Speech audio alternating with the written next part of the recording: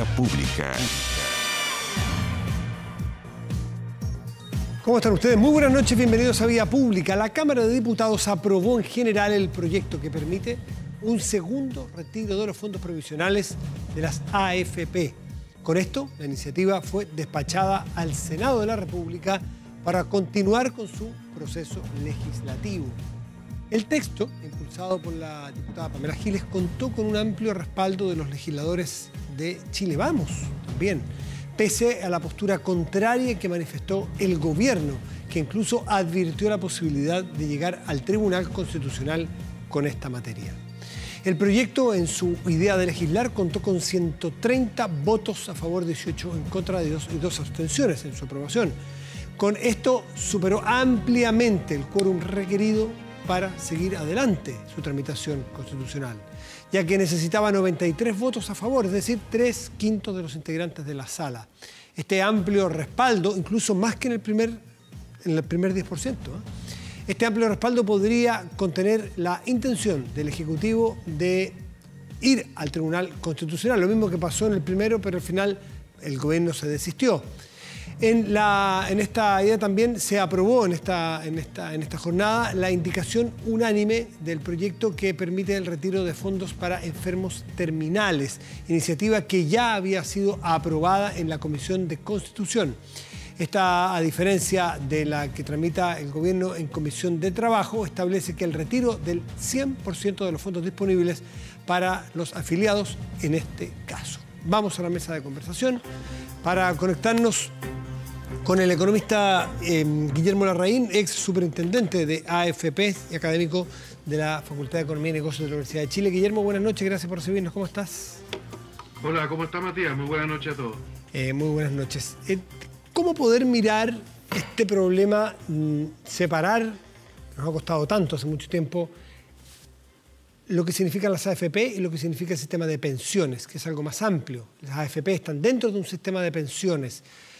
Aquí da la impresión de que a lo que se está yendo es a tratar de modificar el sistema de pensiones a través de las AFP. ¿Cómo lo ves tú? Porque hoy día David Bravo en la mañana me comentaba en la radio que él ve hoy como un hito muy malo para el sistema de pensiones de Chile. O sea, yo creo que llevamos varios años haciendo hitos malos. Este no es el primero. El principal, yo diría, es que hemos desde el año 2013 estamos discutiendo hacer una reforma previsional que incorpore un 5% más, o 6% después de las negociaciones últimas, de cotización para agregarle recursos al sistema de pensiones. Y ha habido toda una discusión ultra ideologizada, diría que más por parte de la derecha que por parte de la centroizquierda, pero igual la ideología bastante, y no hemos sido capaces de ponernos de acuerdo para sacar adelante este proyecto. Yo diría que esa es la principal falta. Hoy día el problema es que está conviviendo esa incapacidad de tomar decisiones con una necesidad objetiva de atender la pandemia de parte de muchas familias, tanto por problemas efectivos que puedan tener como por temores respecto del riesgo de pérdida de empleo, de quiebras de empresas. Y yo creo que mientras esos temores no se aplaquen, y yo creo que el gobierno ya llegó tarde a esta segunda ocasión de retiro, mientras esos temores no se aplaquen es bien difícil parar esta ola. Es decir, ¿tú crees que viene un tercer retiro de 10%?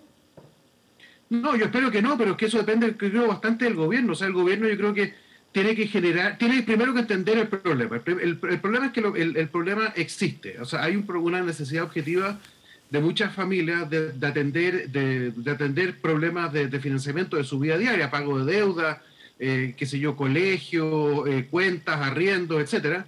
Y eso yo diría que es como el fenómeno motriz fundamental que está detrás de esto. Yo no veo que sea, por supuesto que hay algunos que tienen segundas agendas de que quieren destruir el sistema de pensiones, pero me parece que eso no es lo fundamental. Lo fundamental acá es que hay una necesidad objetiva. Y mientras esa necesidad objetiva no sea atendida, me parece que estamos en un problema. En esto yo creo que el gobierno está quizás actuando con un celo excesivo, porque en la práctica está invocando todo el tiempo los acuerdos del mes de junio de este año, diciendo que ese era el marco presupuestario con el cual se enfrentaba a la pandemia, pero la verdad es que nada indica que ese era el marco presupuestario que en realidad ameritaba esta pandemia, porque fue una decisión tomada con información bastante imperfecta. No se sabía cuánto iba a durar efectivamente la pandemia, la solución de la famosa vacuna. Se pretendía con esos recursos comprometidos entregar no solo las transferencias a la familia, sino que además generar recursos para que las pequeñas empresas pudieran sobrevivir. Es decir, se atendía un montón de cosas y durante 2 años más encima.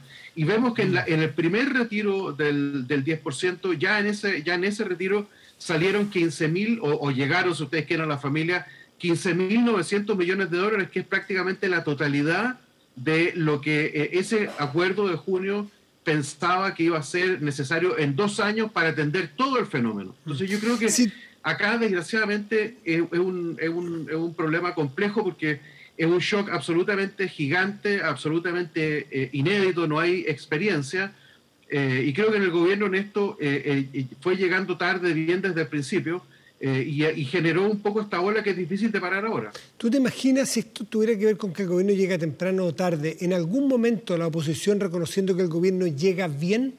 ¿Tú te imaginas de aquí a 2 años, de aquí a 1 año y tanto, que alguien dijera, fíjese que vamos a atender razones técnicas, porque técnicamente entiendo que tú también estás señalando, como lo dijo el exministro socialista Osvaldo Andrade, diciendo que esta es una mala política?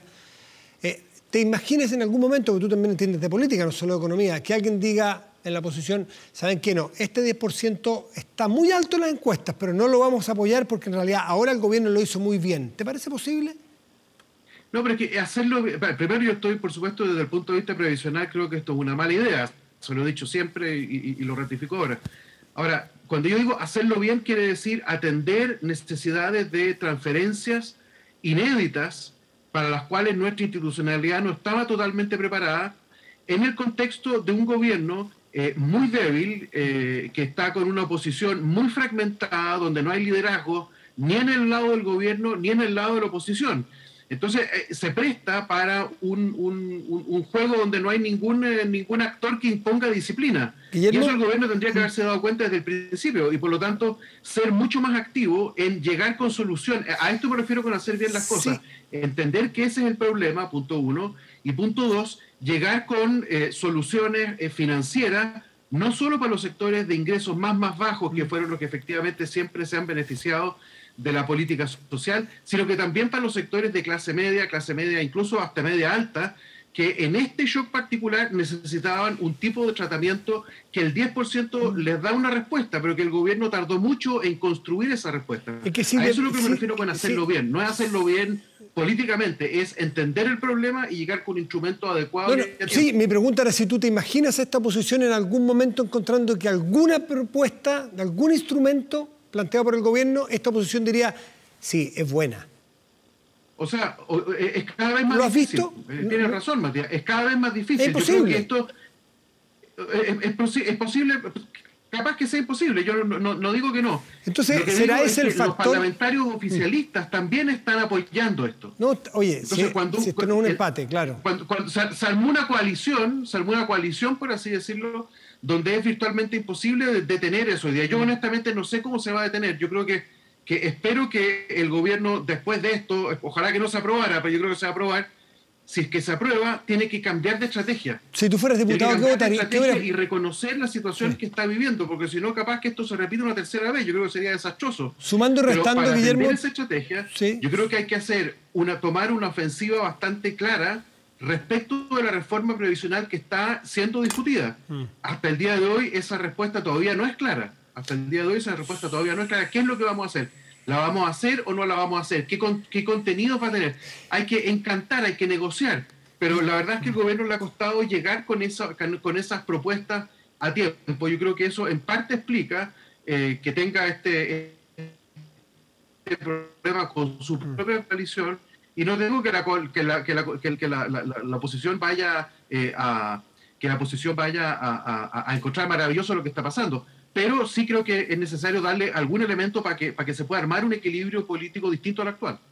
Si esto tuviera que ver el segundo retiro y el primer retiro solamente, Guillermo Larraín, con la realidad que están viviendo las familias, poder ser un argumento comprensible, sería distinto el segundo que el primero, porque la realidad de las familias es distinto el segundo que el primero. Es decir, lo que aquí la evidencia indica es que no hay ningún estudio pormenorizado, responsable y técnico al detalle de qué familia lo necesita. Por lo tanto, no queda muy claro que lo que se busque con el retiro sea necesariamente apoyar a las familias. Es apoyar a las familias que lo necesitan, pero de pasada darle o entrarle o pulverizar, que fue el término que utilizó Gabriel Silver, el diputado hoy día, el sistema de pensiones actual o el sistema de AFP. Porque no se toman en cuenta los 200 o 300 mil empleos que se han recuperado. No se tomaron en cuenta un IMASEC que va mejor en la economía, por lo que se proyecta bastante mejor. Sencillamente fue el mismo paquete, 10% universal para adentro, 10% universal. Y hoy la situación de Chile y de los chilenos y chilenas no es el mismo de hace 3 meses. Entonces no calza que haya habido una deliberación tan técnica irresponsable de los parlamentarios al votar hoy día. ¿Está por ahí, Guillermo?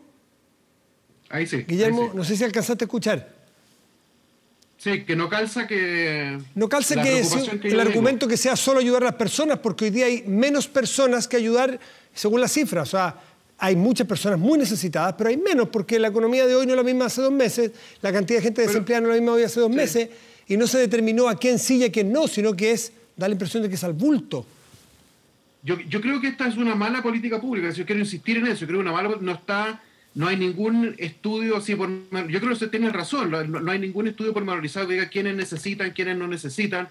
Ahora, esto es porque el gobierno es el que tiene que guiar eso. Si los parlamentarios no tienen la información y menos la coordinación, porque hay información, pero la verdad es que no hay coordinación como para poder, no hay liderazgo para poder guiar esta cuestión. El único que puede hacerlo esto es, creo yo, el gobierno. Es el que tiene la capacidad de hacerlo. Y yo creo que, desgraciadamente, en ese sentido, ha llegado tarde con una solución que dé cuenta de que cuando tú vas a algún lugar distinto, digamos, de Santiago y distinto de las 3 comunas, por así decirlo, te encuentras con que efectivamente hay una necesidad. Hay que recordar, Matías, que estamos hablando de una tasa de desempleo que bien medida está por orden del 25 o 27%. Pues sí, no cabe ninguna duda que el PIB está cayendo menos de lo que se pensaba, pero hay una situación social que es compleja. Y yo creo que, en el fondo, mientras no encontremos una forma de enfrentar con una buena política pública las transferencias que requieren esas familias, entonces la verdad es que yo creo que esto va a seguir, desgraciadamente, dando bote en la cancha. Es una mala solución para un verdadero problema. Y es responsable votar una mala solución porque va a tener costos. David Bravo, que entiendo que fue el encargado por la presidenta Bachelet, no es una persona de Libertad y Desarrollo, fue el jefe de la Comisión Bravo, que planteó soluciones transversales, técnicas, coordinadas por mucha gente, muchos expertos. Decía esta mañana que hoy día es una anécdota todas las ponencias técnicas. No son tomadas en cuenta, a nadie le interesan. Es verdad. Entonces es muy dramático que las políticas públicas estén tomadas hoy día así como por el olfato, de que vamos a ver qué proponen, pero por mientras saquémosle otros 16.000 millones de dólares al sistema de pensiones. No solo la AFP, sistema de pensiones de los chilenos. No estaremos siendo ultra cortoplacistas e irresponsables, no muy popular lo que estoy diciendo, no sé. No, sí. Matías, yo creo que en eso tienes toda la razón y yo coincido. Estamos siendo ultra cortoplacistas porque no estamos actuando a tiempo y estamos dejando que se generen espacios para el oportunismo político. Y eso yo creo que es indeseable. Ahora, la única entidad en Chile hoy día, a pesar de que está debilitada, pero la única entidad en Chile que tiene esa capacidad es el gobierno. No hay una forma alternativa de pensar que los políticos de oposición se van a poner de acuerdo, porque la oposición está totalmente pulverizada. Tú eres economista y el gobierno toma...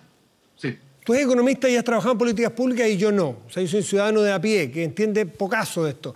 Pero el sentido común me dice que estando frente a una mala política pública que dices tú y todos los economistas de tu sector, incluso militantes socialistas, economistas, expertos, es una mala política pública, dicen no hay de otra.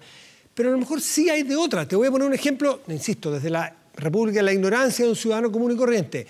Que este 10% se apruebe, sí, para quienes haya evidencia que lo necesitan. Eso sería un término intermedio, porque negarse 0,10% ya, eso no, sería ciego. Todo 10% parece también otro extremo.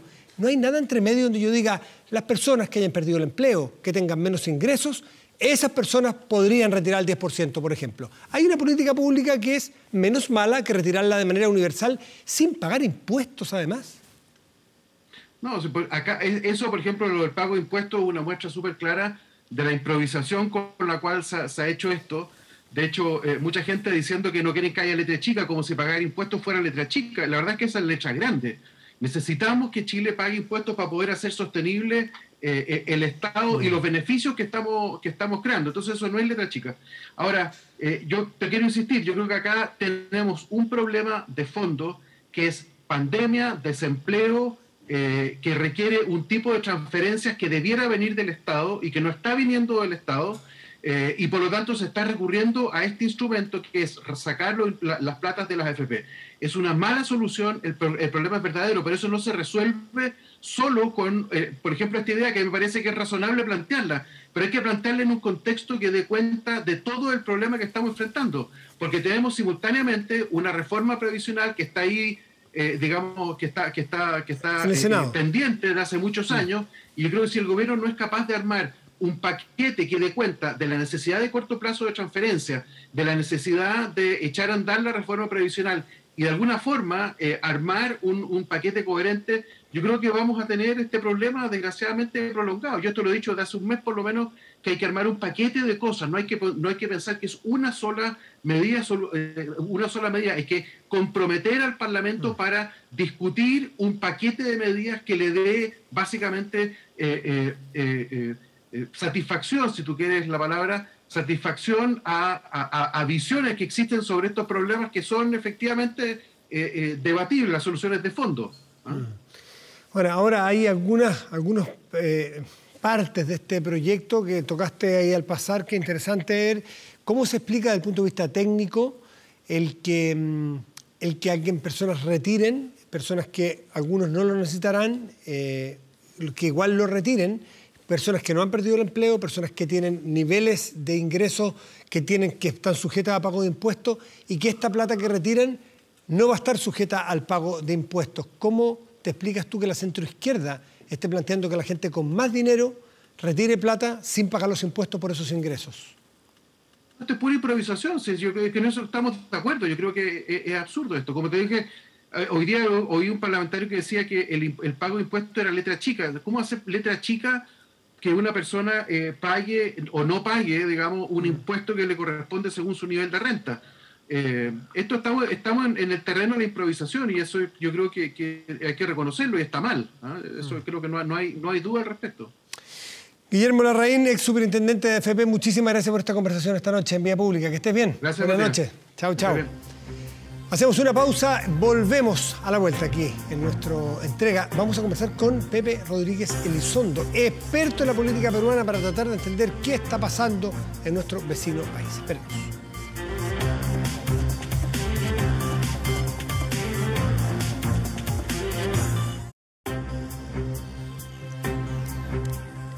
Estamos de vuelta en Vía Pública esta tarde, eso de las 5 de la tarde en Lima, Perú. Asumió como presidente de esa república Manuel Merino de Lama. Hasta ayer, hasta hoy en la mañana, era presidente del Congreso Unicameral del Perú. Y eso es porque se ha vacado, ese es el término que se usa, el verbo que se usa en Perú, se ha destituido a Martín Vizcarra, que está hace 2 años y medio aproximadamente, y él era vicepresidente. ¿Y por qué llegó? Porque se había vacado o se había destituido Pedro Pablo Kuczynski. Es una seguidilla bien lamentable para la institucionalidad peruana, pero hay que tratar de entender por qué pasan las cosas y hacia dónde pueden ir. Para eso, asumimos que no hay mejor interlocutor, o hay pocos mejores interlocutores en nuestro país que José Rodríguez Elizondo, que es académico, fue embajador en Perú, conocedor de la política de ese país al revés del derecho. José, buenas noches, gracias por recibirnos. Hola Matías, tanto estás? tiempo. Tanto tiempo. Una pequeña rectificación. Yo fui embajador en Israel, pero viví muchos años en Perú. Ah, disculpa. Muchísimas gracias por el es que he leído tus libros sobre el caso peruano y boliviano, que lo manejas también. Te escucho bajito, a ver si te puedes acercar un poco, porque te escucho bajito. Pero de todas maneras, has escrito en revistas allá, eres conocedor de la política como pocos aquí en Chile. Nos gustaría saber cuál es tu mirada de lo que ha ocurrido. Mira, yo viví muchos años en Perú, trabajé como periodista allá, tuve acceso a toda la élite periodística, literaria, política, lo cual me da un buen conocimiento del Perú y visto el Perú desde el cariño. Yo tengo una gran admiración por la cultura peruana y es por eso que yo esto que está pasando lo miro con una profunda tristeza. Inclusive te quisiera decir que me hago la vieja pregunta transformada en lugar común de cuándo se fregó la democracia en el Claro. Perú. Pregunta Vargas Llosa en una de sus novelas. Y yo creo que algo tiene que ver Vargas Llosa en el inicio de esta debacle, cuando fue candidato Mira. y Vargas Llosa y Alan García optó por darle el pase a un outsider que se llamaba Alberto Fujimori, ¿te acuerdas? Sí, por supuesto, una elección que meses antes Fujimori era un académico, tenía un 5 o un 3% de los votos y apareció a última hora y irrumpió, ¿no? Nadie lo conocía. Claro. Entonces yo tengo una hipótesis, como tú sabes, me gustan hacer especulaciones históricas y quiero mirar al Perú con ojos de un eventual historiador. ¿Cuándo se fregó la democracia en el Perú? Yo creo que se fregó con Alan García para atajar a este literato que lo aborrecía, ¿no? No quería, no podían coexistir estos dos gigantes en la misma cúpula. Y ahí destrozó el sistema de partidos Alan García, porque hasta la fecha existía un sistema bastante potable de partidos políticos con el APRA mismo, Sí. que es uno de los partidos políticos más importantes de América Latina, El APRA de García. el APRA de Víctor Raúl Haya de la Torre, del Sí, cual Haya de la fue Torre. el delfín Alan García. Sí, señor. Estaba Acción Popular, el partido de Fernando de la de Terry, que fue un gran político, un caballerazo, un tipo muy notable, muy probo. Estaba el Partido Popular Cristiano, que era un desgaje de la democracia cristiana, liderada por Bedoya, Luis Bedoya, que era un partido de centro derecha también muy cuajado. Bueno, todo eso se fue al tacho con esta pugna personalizada de Alan García con Vargas Llosa, que entronizó a un señor desconocido. Después ni siquiera se está seguro de que nació en el Perú, o sea que ni siquiera cumplía con la constitución peruana de la época, ¿no? Y esto culminó con el autogolpe de Fujimori, después de lo cual no ha habido presidente que haya terminado bien. Y el último de los cuales es el tercero de un quinquenio. Tremendo. Entonces, tú date cuenta por qué yo pienso que la democracia peruana tiene algo que ver con Vargas Llosa.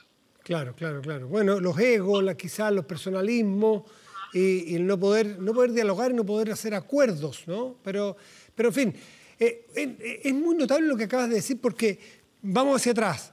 Ollanta Humala, Alejandro Toledo, Alan García, Kuczynski, todos, bueno, ahora Martín Vizcarra y puede que me falte alguno, y el propio Fujimori, todos con problemas con la ley. Algunos han tenido que ir del país, hay algunos que han estado presos. En fin, ahí hay un problema en los últimos años, más allá de Vargas Llosa y La Alan. maldición de Fujimori, que Fujimori realmente corrompió hasta el tuétano a las instituciones del Perú. El comandante general de la fuerza del ejército peruano está todavía en la cárcel y fue borrado de los libros de historia. Borrado de los libros de historia militar. Tú que sabes lo que es el tradicionalismo, el conservadurismo histórico de los militares, no existe en Google el señor Nicolás de Bari Hermosa. O sea, hasta ese nivel fue, y te agrego un segundo elemento para entender lo que pasó, Matías, el fin de la Guerra Fría. El fin de la Guerra Fría cambió los puntos de referencia de todos los sistemas políticos democráticos occidentales. En Estados Unidos pensaron que llegaba el fin de la historia, que se cumpliría su destino manifiesto, y en vez del fin de la historia lo que les llegó fue Donald Trump. Y en el resto de los países de América Latina, los sistemas democráticos fueron flaqueando, se fueron corrompiendo, y hoy día tenemos una especie de crisis de la representación política generalizada, no solo en Chile, en América Latina, a nivel de las democracias desarrolladas. Piensa tú en lo que pasó con el Brexit en el Reino Unido. la emergencia de partidos fascistas o filofascistas en Europa. Bueno, Trump es un personaje catalizador formidable de todo esto que estamos conversando. ¿Y cómo ves, José, lo que puede ocurrir en Perú? ¿Cómo recomponer Perú, que no es distinto a lo que pasa en otros países, quizás más avanzados? ¿Cómo recomponer esa calidad de la política? ¿Cómo recomponer la posibilidad de tener un proyecto común de país? Porque parece que cada uno que llega, la tarea de los otros es cómo lo sacan. Quizás que hay algunos que ya están complotando para sacar a Manuel Merino de Lama, probablemente que no lleva 24 horas. Es decir, desde el punto de vista de las mayorías de las encuestas, este Merino no representa a nadie. Claro. Él salió con 5.000 y tantos votos. Él no tiene profesión. Él no es un político destacado. El sistema de partidos políticos peruano dejó de existir por lo que hemos conversado. Ahora, si tú me preguntas cómo se reconstituye, yo te hago una contrapregunta. ¿Hay que reconstituir un sistema de partidos políticos como el anterior? Probablemente distinto. Pero lo que hay que reconstituir es una democracia. Porque aquí viene la pregunta que yo me estoy haciendo hace mucho tiempo.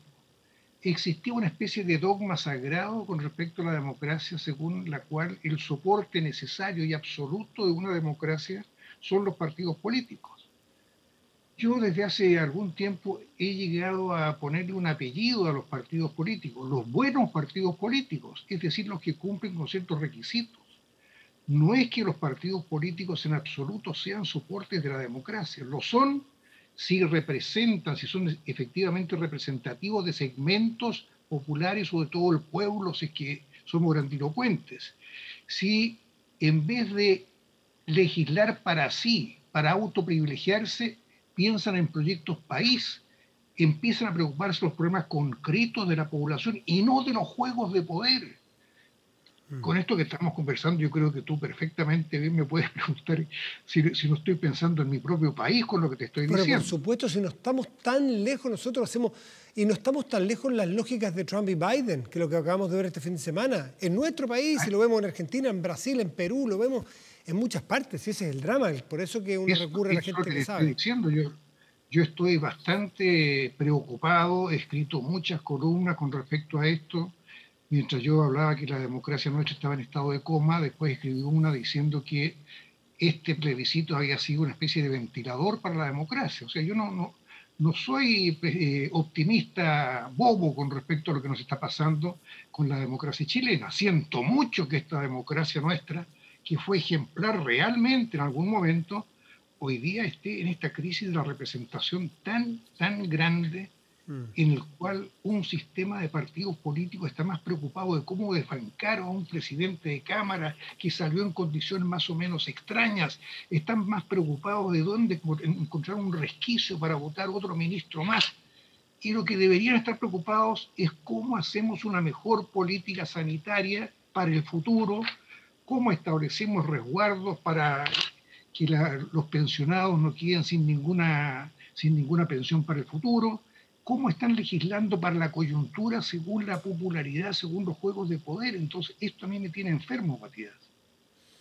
Yo creo que hay un altísimo porcentaje de nuestra audiencia que está pensando exactamente igual a ti. Estamos preocupados porque los juegos de poder le ganan a las políticas públicas de mediano y de largo plazo, que fue una de las características que hizo distinto a Chile de otros países y en los últimos 30 años, por lo menos, ¿no es cierto? Y en su historia... Sí. Yo te sigo en tus programas a menudo y sé que tú estás pensando de una manera muy similar, porque toda la gente, todos los intelectuales, los buenos periodistas chilenos están pensando igual.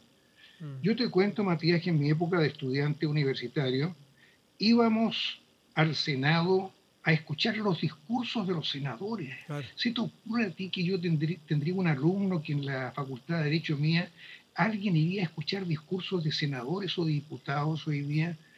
Eran otros tiempos realmente en que la política calaba en el estudiantado por factores positivos. Hoy día lo que cala es contra, ¿no? ¿Cómo impedir que fulano sea esto? ¿Cómo impedir que la derecha o la izquierda ganen? Pero no, es decir, nosotros vivimos, yo me refiero a mi generación, Matías, vivimos una época bastante notable de un sistema democrático muy cuajado. Mucho tiene que ver, naturalmente, el fin de la Guerra Fría con la crisis de las ideologías. Uno puede pensar que las ideologías totales está bien que hayan desaparecido, porque no eran realmente unas ideologías humanistas.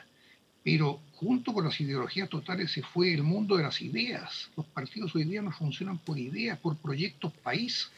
Poca quilla. Entonces, por la taquilla, por el no te cliente. digo poca, Pepe, te digo que tienen poca quilla de... Poca quilla. Poca quilla ideológica, ¿no? Sí, no, poca quilla y mucha taquilla también, porque sí, están pues, bastante preocupados de cosas muy banales, pero que son muy beneficiosas, porque se ha constituido, Matías, una clase política.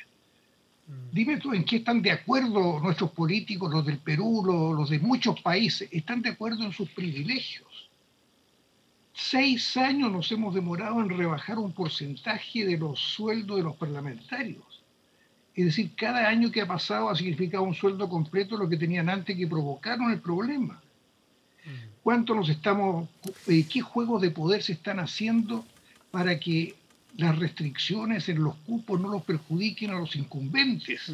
Ahora, Pepe, no es contar una parte del cuento esa y nosotros como ciudadanos también zafar del problema y de la responsabilidad que tenemos, porque los que están sentados en los hemiciclos y que muchas veces operan de maneras que no quisiéramos, los votamos nosotros mismos.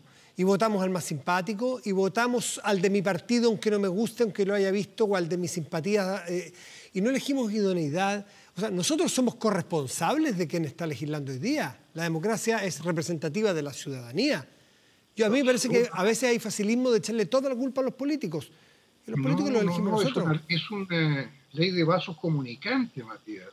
Es decir, el electorado también es rehén de la cultura que ha recibido. Cuando ha habido una decadencia en las políticas educacionales, cuando ya se dejó de enseñar educación cívica, cuando se proscribe la historia de los currículums escolares, ¿no? Entonces tú estás formando un electorado bastante pauperizado, y si a esto le agregas tú la revolución tecnológica con las redes sociales, realmente los vasos comunicantes están bajando el nivel paralelamente. La clase política y el electorado. Y es un problema que yo como profesor universitario lo tengo muy presente. Yo dialogo con mis alumnos, tenemos muchos rounds de análisis de la coyuntura, pero bajo un predicamento.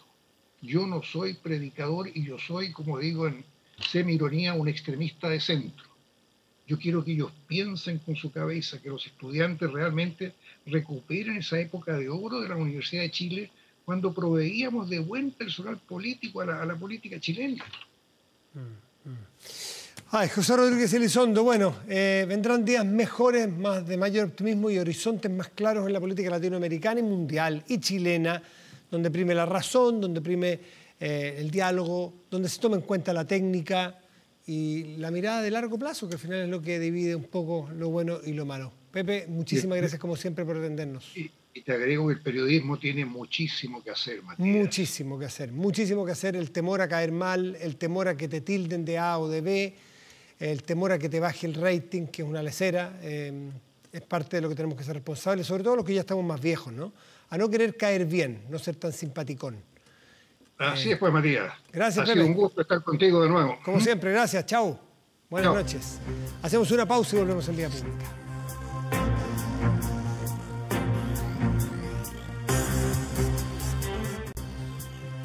Protéjase de la delincuencia con Tepillé, vigilancia en tiempo real, de cámaras de seguridad con audio disuasivo para su empresa, alarmas Tepillé con cámaras conectadas a su smartphone y botón de emergencia móvil para su hogar. No sea usted la próxima víctima y contrátelos en tepillé.cl. Vamos a la pantalla porque allí le mostramos la temperatura de este momento en la región metropolitana.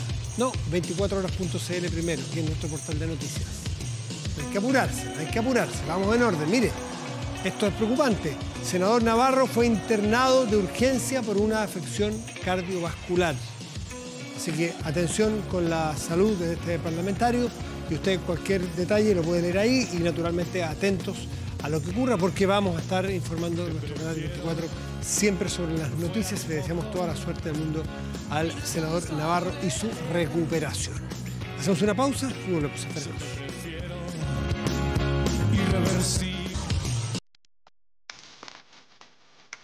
Estamos de vuelta en Vía Pública. Revisamos ahora sí la temperatura de la región metropolitana. En este momento, cielos despejados y 12 grados con 5 décimas. Para mañana y pasado, deberíamos tener cielos despejados y ambos días con máximos probables de 27 grados. ¿Qué sucederán en otras dos regiones? Veremos. Va a llenar región de Atacama, provincia de Huasco. Despejado para mañana, máxima probable 22 grados. La Ligua, región de Valparaíso, parcial, con máxima probable de 24 grados. Irreversible, casi intocable. Soda Stereo, en 1986 lanzó su tercer disco, Signos, que incluye éxitos impresionantes como El Grito, Prófugos, La Persiana, sí, súbale maestros, La Persiana Americana. Signos fue el primer álbum de rock argentino en editarse en el formato compact disc, excepto a otra escala. Fue fabricado en Holanda el primer compact disc, pero recién en 1988 salió a la venta. El sencillo de La Persiana Americana que escuchamos es una de las canciones más emblemáticas, famosas de este grupo de rock argentino, la cual fue incluida en gran parte de los conciertos de Soda Stereo. Pero curiosamente, a pesar de su gran popularidad, esta canción no fue promocionada en un videoclip, como tampoco ocurrió con el resto del álbum Signos, que hoy cumple 34 años desde su lanzamiento. Marca una época, ¿no? Esta música, este ritmo, esta estética. Hoy despedimos Vía Pública con la interpretación en vivo de La Persiana Americana de Soda Stereo con Cerati, Bossio, Z. ¿Bossio Z era nuestro, no sé? Sí. Miren, saben, de otra época, son más millennials. Los que vimos Soda Stereo, inolvidable. Buenas noches, gracias por